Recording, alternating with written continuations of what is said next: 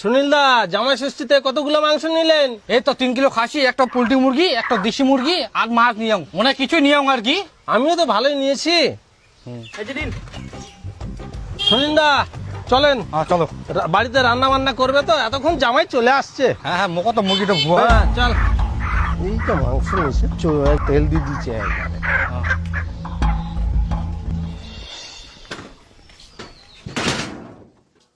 জামাই তো অন্যান্য বছর গিলা 2 দিন আগেই বাড়িতে এসে হাজির হয়ে যাইলো জামাই ষষ্ঠী খাবার জন্য।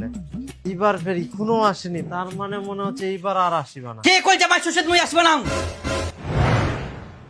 মই চলি আসাম, দাও তাড়াতাড়ি খাবা। এইবার তো আমরা খাওয়া দাওয়ার কোনো আয়োজন করিনি, জামাই ষষ্ঠী আমরা করবো নাই। জামাই থাকলে জামাই ষষ্ঠী করবো না মানে? আমরা জামাই ষষ্ঠী করি না করি, তোমাকে তো নিমন্ত্রণ করিনি, তোমরা কেন আসিলেন? আমরা তোমার জামাই, আমরা আসবে নাই। আর আমার কিসের নিমন্ত্রণ লাগিবে?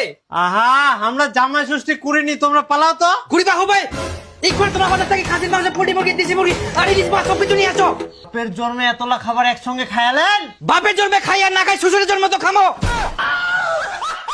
সে 100 কিছু আনবা নাই তোমার জন্য, জীবনটা শালা জ্বালাই খাল। ভালো তো যা রান্না করিব, গন্ধ সঙ্গে সঙ্গে আসি না, সব খাই চলে যাবে।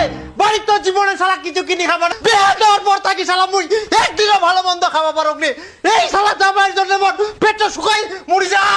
আরাম দাদা জামাই বাড়ি বসে বসে থাকিবে, করিবে পারবে না কোনো কামাই, আর শ্বশুর বাড়িতে আসি খাই খাই যাবে শালা লোভী জামাই।